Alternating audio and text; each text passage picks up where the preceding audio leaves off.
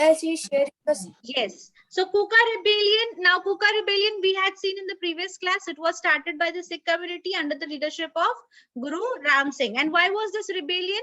This rebellion was started to protest against the policy which was created by the Britishers. Why? Because this policy was creating a rift between Hindus and the Muslims, right? And what was Britishers' reaction to this Kuka rebellion? Was they mercilessly crushed the Sikhs who were involved in this rebellion. How did they? What did they do to these Sikhs?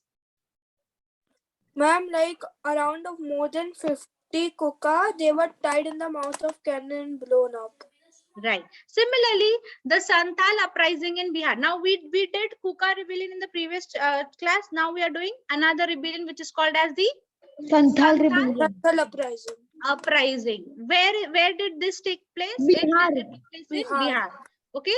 So see how the Britishers from each and every area, small area, which was disappointed by the Britishers, and they were trying to revolt against the Britishers. How successfully the Britishers were suppressing them. So now first they suppressed the Kuka rebellions. Now let's see how they suppress these Santal rebellion. Now in Bengal and Bihar, the Indigo revolts. Am I right?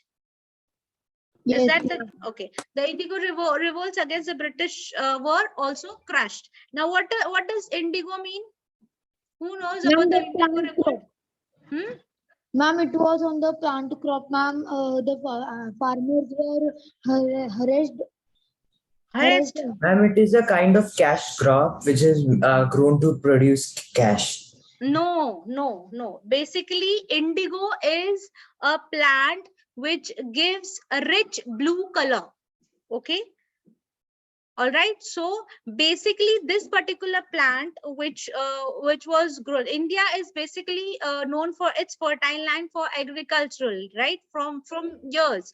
So now this particular plant, growing this plant in like England and all, it was very costly. And over years, the Britishers used to force the Indian farmers to grow indigo. So and that also at very less price. Now the problem over here to the farmers were that if at all a farmer grows indigo in his particular farm, what would happen? The fertility of the soil would completely get lost. All right. So the farmers didn't want to grow this particular plant.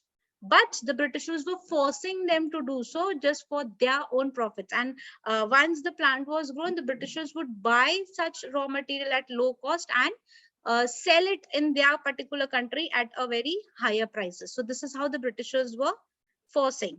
So now this rebellion against Indigo revolt. So now you understood what does Indigo revolt mean? Yes. Yes, ma'am. Okay. So the numerous uprisings during this period were expressions of the widespread, deep-rooted discontent against the British rule.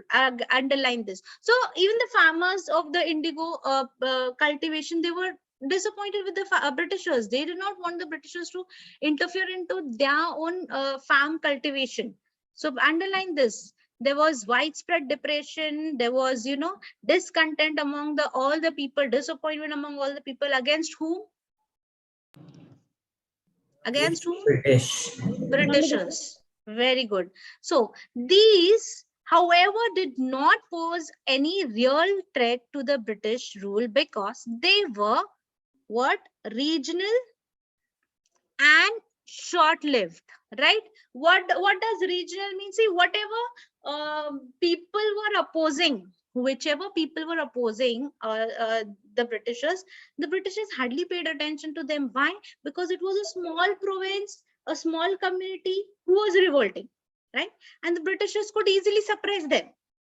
And if as soon as the Britishers suppress them, over, the revolt is over, the disappointment is over, right? Similarly happened with the previous rebellion.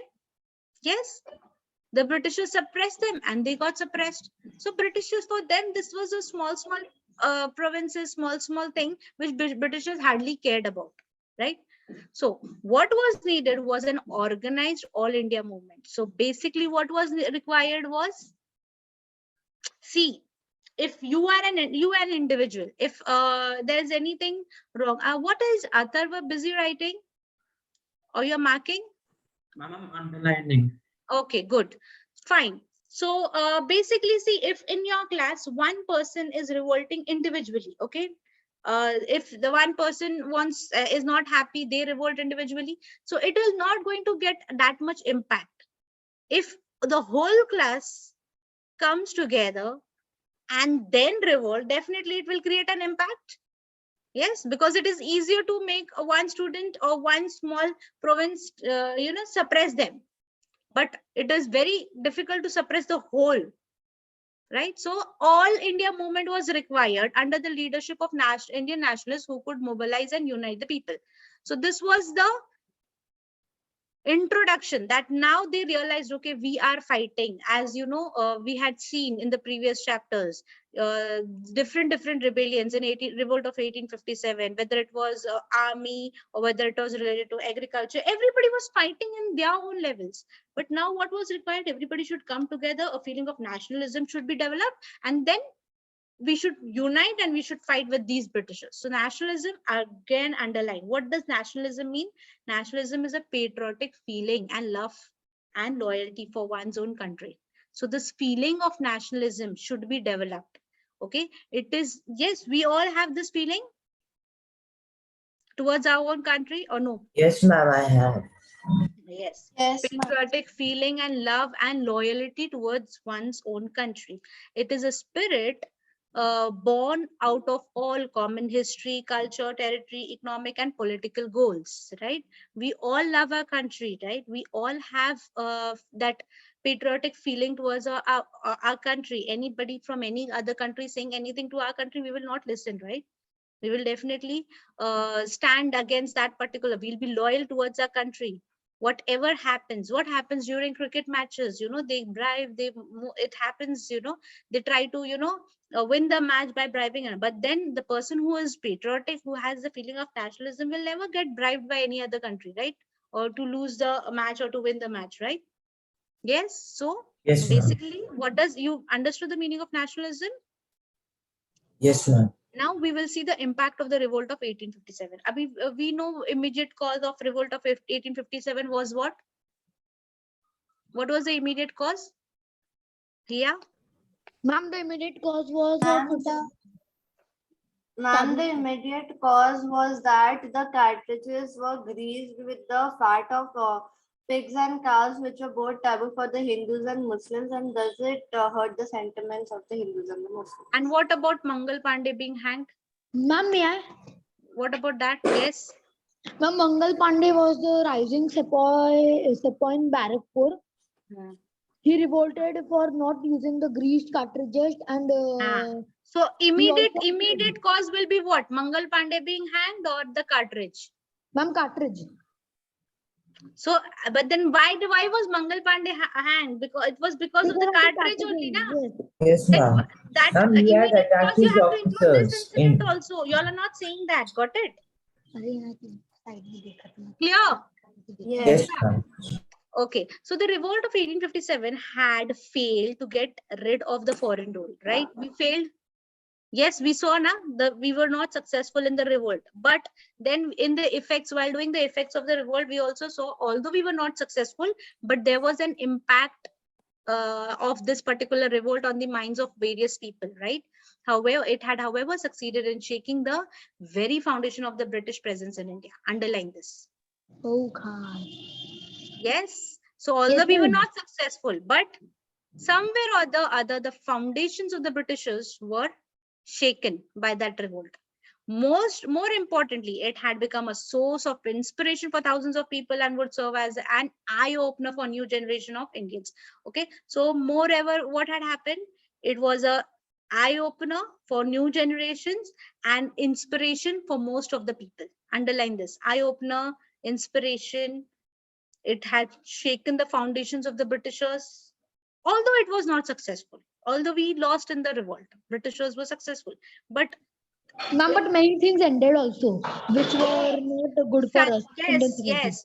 And you remember they had done certain promises that now onwards they are not going to interfere in the religious and political matters, right? It ended the company's direct rule.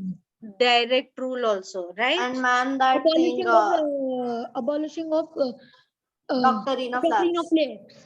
Yes, yes, that was also abolished. And treaties were also And honored. whatever states were taken under that particular doctrine was given back to those particular things, Yes. rulers, right? Ma'am, Now, treaties were next, also honored. the revolt, the heroes of the revolt in general, that is the Rani Lakshmibai in particular, became household names, legends that would span thousands of heroes in the years to come. So now these people, who revolted, why did Rani Lakshmibai revolt? Will tell me.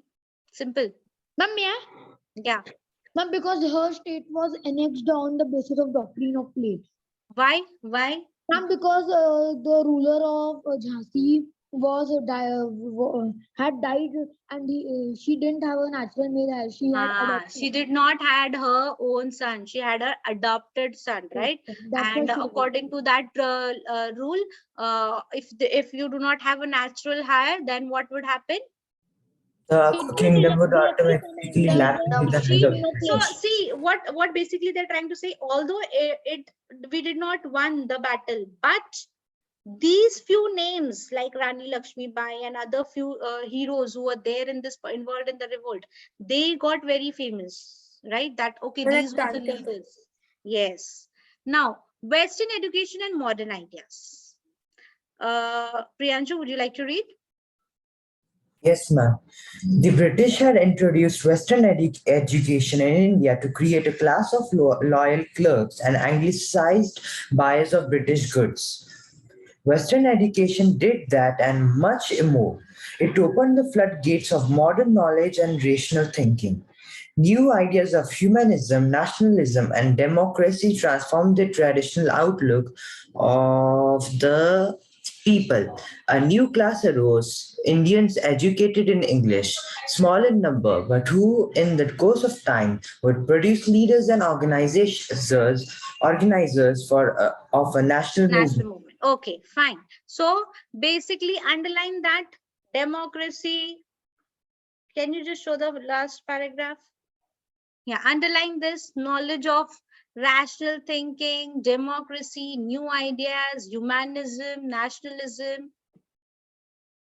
All these new ideas came up, with this.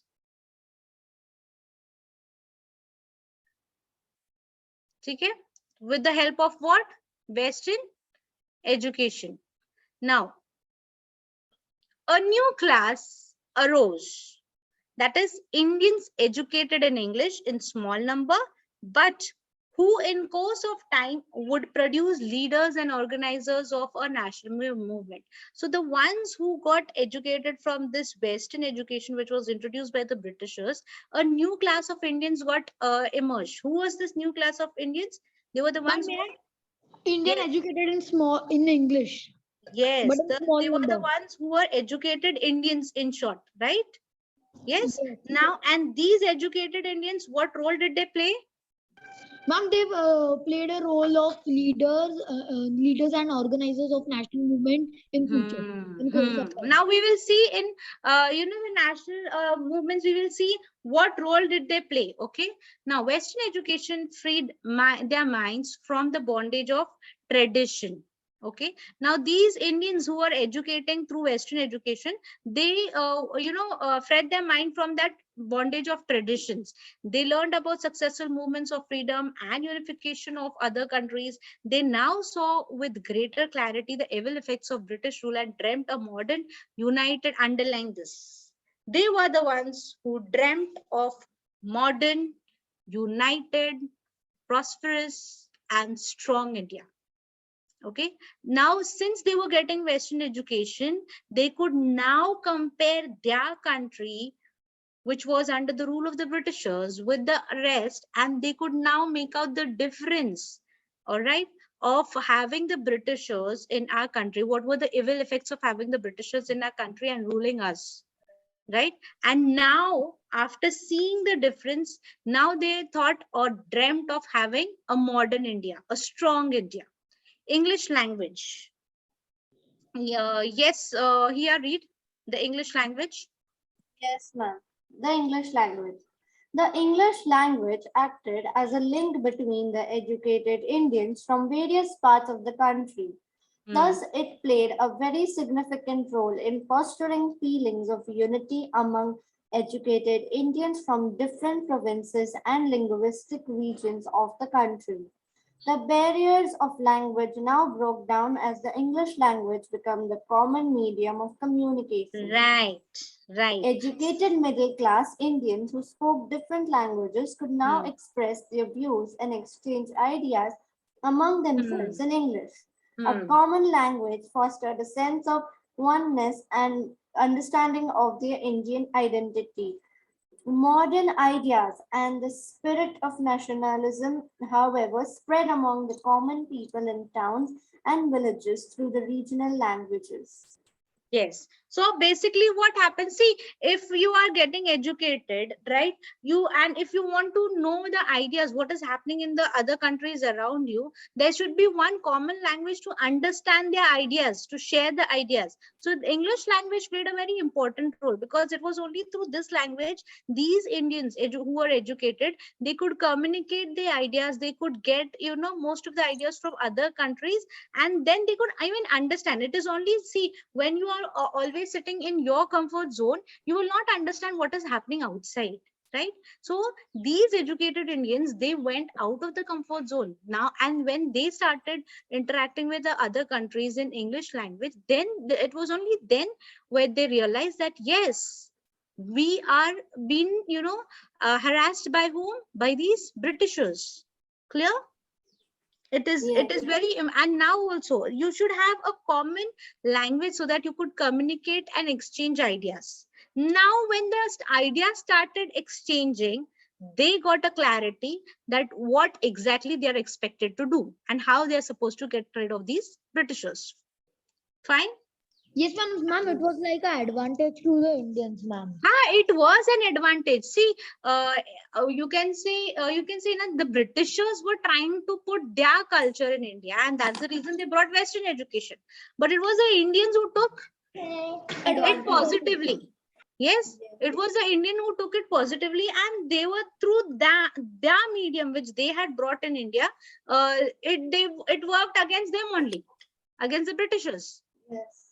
Right? Bringing Western education into India was their fault, because now we have educated Indians who knew English language and who could communicate with the other countries and get ideas. Clear?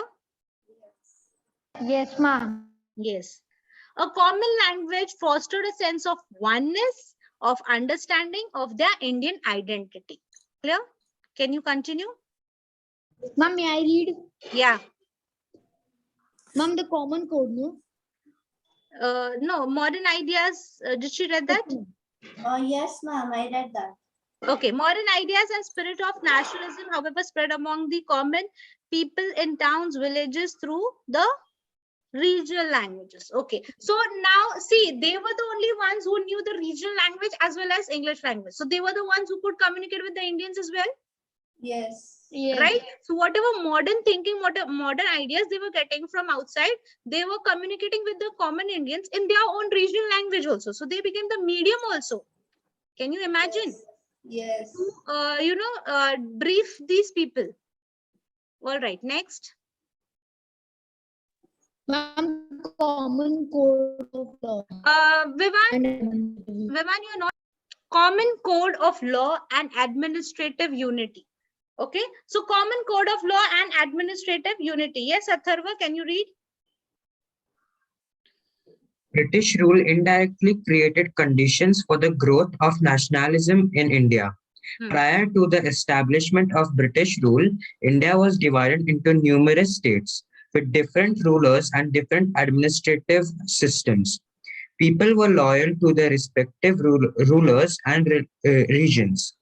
They had little or nothing in common with the people from other regions and lacked a national outlook and identity. True. Okay, so British rule, what did they do? It indirectly created conditions, right, for the growth of nationalism. Do you agree? Yes. They brought Western education, but they were also not aware that because of this Western education which they are bringing in India, they are actually creating a growth for the development of nationalism in India, for the people, to fight or stand against the Britishers. So what did they do? Prior to the establishment of the British rule, India divided into what? Different rulers and different administrative systems. Do you agree? Did we have one government before the Britishers came? No. No. We had small provinces which was ruled by whom? By small kingdoms, right? We had small kings who were ruling small provinces, and it was divided into small different administrative systems. And even the administrative system was also different from one region to the other region. So, but what did the Britishers do? They brought They made one government. into one common administrative system. People were loyal to their respective rulers and regions, right? They had little or nothing in common with the people of the other regions, or they lacked the national outlook and identity. True. So, for example, let's if it was, now we have states, right? India has different states. Now, if it was Maharashtra, the people who were under the rule of that king, okay, let's take Maharashtra as one region. So they would be loyal to that particular region of Maharashtra, one king. And if at all they would go, they were not even aware about what was happening in the surrounding with the other people. All right, got it? So they had to, they were not integrated. In short, I can say they were not integrated. They did not know the benefits of being united. Fine. The Britishers, what did the Britishers do? Whatever fragmented, India was fragmented into small pieces, small areas, small religions. What did the Britishers do? They brought it everyone into one whole and under one rule. And by doing this, everybody got they came to know about each other, right? They automatically came closer to each other, and they introduced a uniform and modern system of government throughout the British provinces. Please underline this. It was the Britishers who brought all of us together. If the Britishers wouldn't have been there, now also what would have been the system? We would be Regional states, we have one government separate. And we wouldn't have a democratic government as we are having now. Earlier, was it a democratic government? No, ma'am. No. Which type of a government it was? Ma'am, a kingdom's government What administrative. is this called? What it is called as? A monarchy. Very good, Priyanshu. Monarchy. Okay. Next, uniform laws were applied to all the British subjects. People from different provinces and from different communities and castes now followed same laws and regulations. Okay. They gradually realized that they all belong to same country and shared a common identity, which is called as Indians. So gradually, it was only because of the Britishers the Indians realized that, okay, they all belong to one community, one identity. And what was the identity? Indians. Whether a person belonged to a northern region or southern region, what is the common identity? Indian. North or south? Indian. Okay. Who gave this identity to them? The Britishers. So they did it Advantage. indirectly. Or don't you think indirectly they helped the Indians? Yes, ma'am, I helped. But they didn't knew. Yes. One, by bringing Western education. Two, by one government. By one government. By forming one government or bringing all the provinces under one. Of Indians.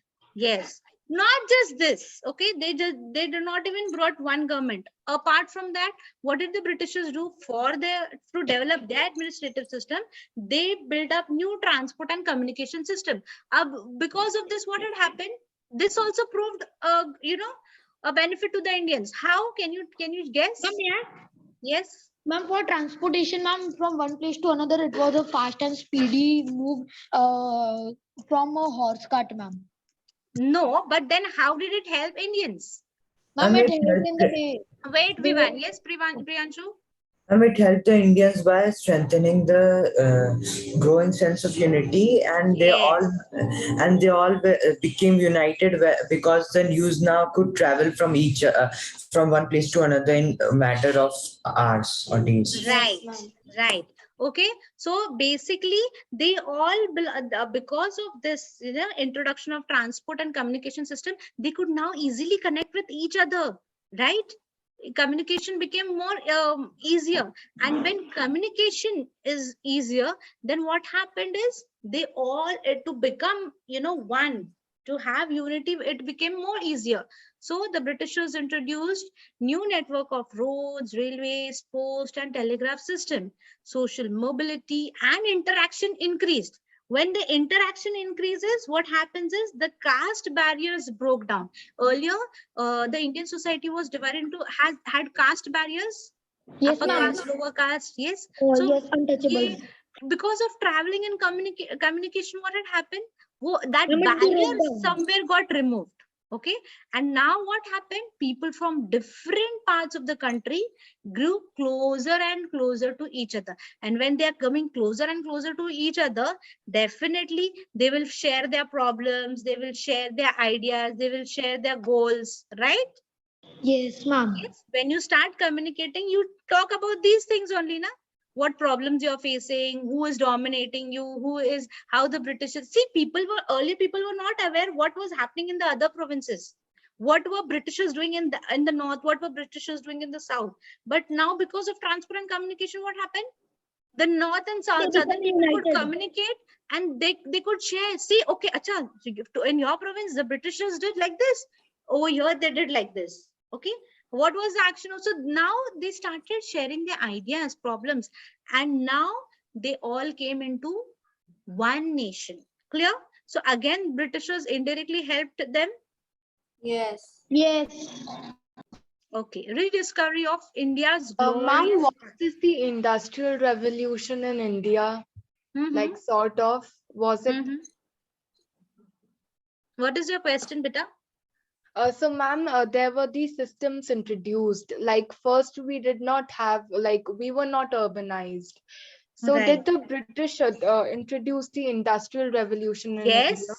Yes. Industrial revolution. They played a very important role in most of the in developing most of the administrative system in all the fields, whether it was related to agriculture or industrialization or transport or communication. Britishers definitely played a very important role, but they did it for their own benefit. Why did the Britishers brought transport and communication? Ma'am, So so that, they can move fast from one place to another. yeah, And for their own purpose, they introduced these systems. ma'am, and they can improve their economy also by this. Right, but they helped, by doing this, they helped the Indians. As you asked about industrialization, we also have one whole chapter based upon industrialization. How was the Britishers involved in the development of industrialization in India? They played a very important role because it was only they who introduced us to the finished goods, right? The goods which were made by the Indian industries were not that finished. The quality was not very fine. They were The quality handcrafted. was rough, it was handmade, and the prices were expensive. What did the Britishers do? They Ma'am, used to they bring make from too cheap. England. They used to bring from England what? Ma'am, The, they're fine goods. right, they are fine goods with cheap qualities. Sorry, with better qualities and cheap rates. So that is how the Indians came to know, oh, this is much cheaper. And people were initially, Indians were also buying the British goods. You know that, Ananya? Indians were also buying the British goods. Yes, ma'am. Because the Indian goods, since it was handicraft, it was very expensive. Now, rediscovery of India's glorious past. Several British governor generals and other dash officials had propagated ideas of racial inferiority of Indians and their instability to govern themselves. The self-esteem and self-worth of Indians had touched rock bottom. Okay, so now the Indians got that feeling, oh, it's time up. I'm so sorry. I just realized. I'll stop here. I'll continue in the next.